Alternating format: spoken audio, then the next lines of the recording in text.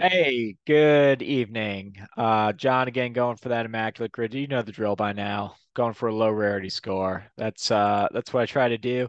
Did pretty well over the weekend. I had back-to-back days where I went sub 10. I had a 9 on both days. I thought that was pretty good until I saw the score from Mr. Ryan Spader on Twitter or X as it's called now. And he'd managed to get a score of one. One blows my mind. Ryan's the author of a book I happen to have, so I follow him on that app. Incredible Baseball Stats. He's the co-author. Incredible Baseball Stats. Um, I just it was pretty cool seeing something you follow just like dominate that hard. I'll throw a link to his book. He's not sponsoring the show or anything. I thought it was a good read and it was pretty cool to watch him absolutely dominate yesterday with a score I kind of thought was impossible. Although you can technically get zero. You can get less than zero point 0.5, which will round off to zero. So you can always go better. I believe that's called a ghost score, if I recall correctly. Anyway, I'm probably not going to get that, but I'll do my best to work in some narratives along the way as I chase my low rarity score. Going to start sharing here and pound refresh. Yeah, I refreshed yesterday just to or not yesterday, like this morning, like around 6:37, something like that, just to see where my score was at. So, um, still 9. Anyway, we've got all teams. All teams. I wonder if there's a pattern here, and I just need to figure out the pattern and, some days study my Gold Glove winners or something. I'm probably not going to do that. I don't really have time, but we have the San Francisco Giants, the Cleveland Indians slash Guardians, I should say Guardians or Naps if you prefer.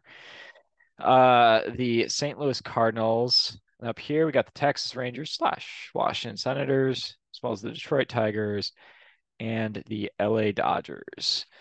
Um, Kind of an interesting combination of teams. I see one that I've used before. I'm going to do him again because I know his score is going to be super low.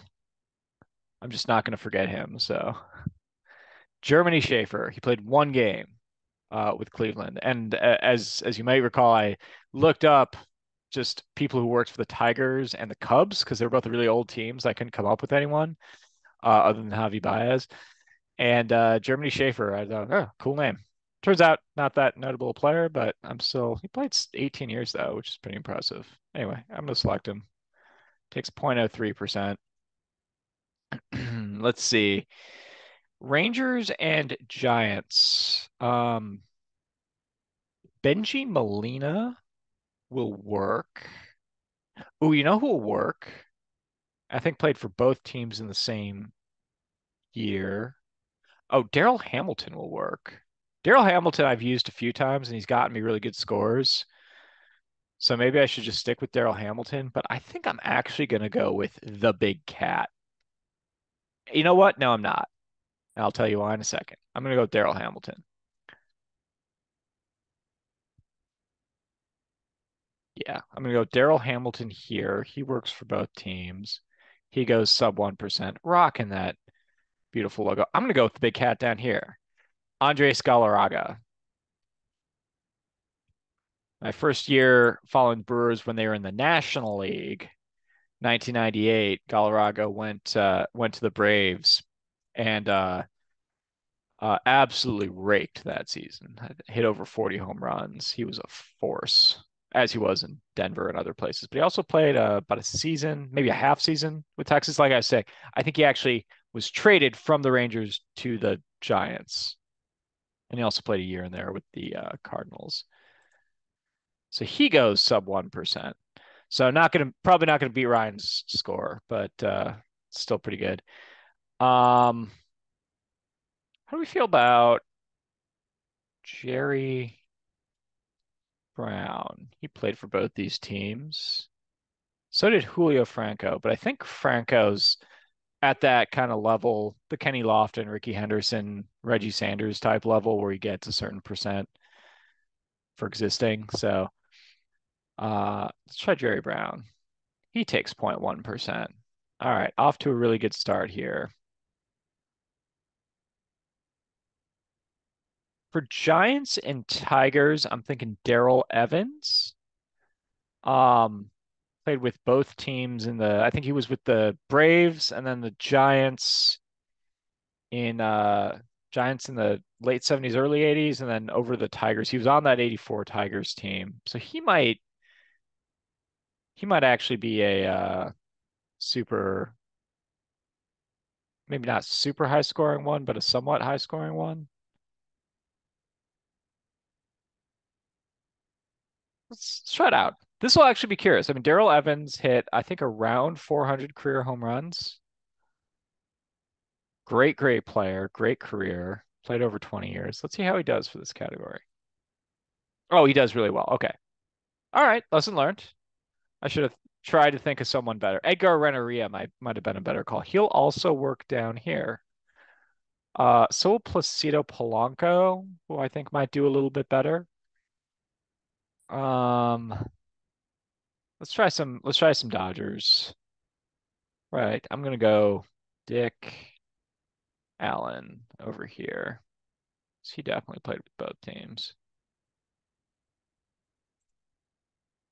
Okay, he goes sub 1%. So far, Darrell Evans is the only one. I should have really realized the guy hitting 400 home runs and playing several years with both teams, he was going to do pretty well. I thought he was old enough that maybe it was kind of more of just an experiment, but a failed one. So, let's see here. Cleveland and LA. Eddie Murray will work. Um, I want to say Otis Nixon will work. I've used him a few times. You know who work? What do you say to Casey Blake?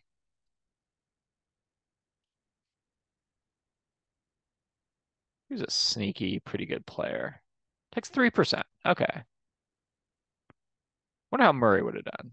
That'll be an interesting one. This is definitely one I'll play on my phone because I'm just thinking of better options after I play them more. In this case, I don't know if Rennery is a better option because he's a lot more recent than Darrell Evans, and Rennery was no slouch himself. So, um, let's see, Giants and Dodgers. I think Juan Marichal played for both teams. I'm not sure how much of a secret that is.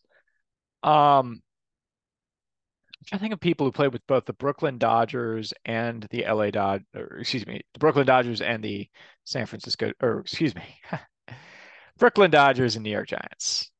Old players. I kind of think that Ernie Lombardi, who was known as one of the slowest players in baseball history, I know he played for the Reds, the Braves, and then I think one of these teams. I'm trying to remember which.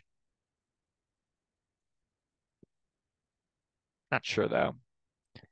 Um, Marichal definitely played for both teams. Brett Butler played for both teams. Kenny Lofton played for both teams. And Kenny Lofton's got that certain that base-ish level there that he always gets if he works. Even if it's just like the Giants, he only played a half season for, but he played in the postseason, played in the World Series with them.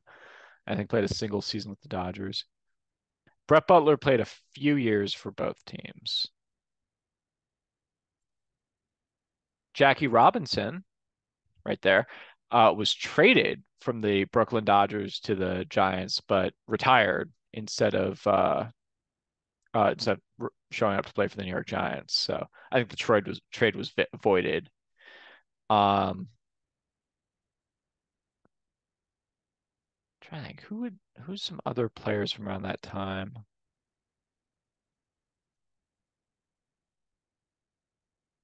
They were rivals. Yeah, let's try Brett Butler. Not Bretty. He takes 3%. Okay.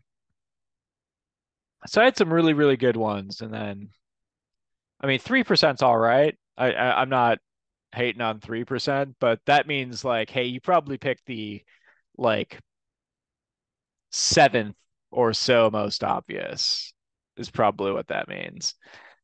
Um, anyway, I think I'm just gonna dial in Placido Polanco. Let's see how we do.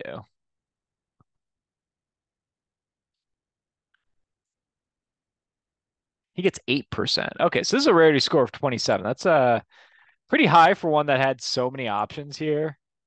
Like he's probably the second or third highest person here. Renneria, I would assume is high. Um,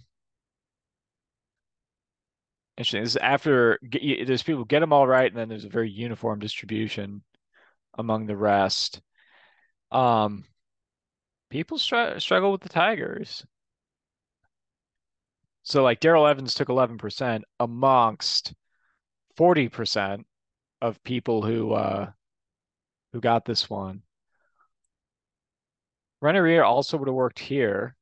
So Renneria works, just I guess in those couple. I said Renneria worked. That's right.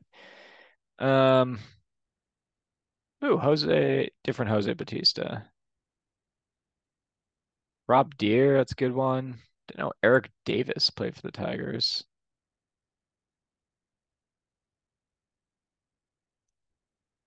Aubrey Hoff, fairly recent player. Harvey Keene, used him before.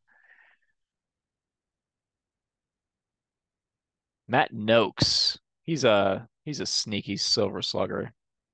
There's Renneria. Ooh, Doyle Alexander, he's a good one. Dave Lapointe, I've used him before. Jose Mesa, closer. Definitely used him before. I already have Stathead. All right. Well, I'll definitely do this one on my phone. I'd like to think I could be 27. Seemed like nothing there was super crazy. Daryl Evans was definitely a much more obvious pick, probably the second highest pick of that group that I could have gone with. Placido Polanco being at 8% was a little bit higher than I expected. But thanks a lot for playing. Certainly not a 9, but not too shabby either. Be back at it tomorrow. Have a great night. Peace.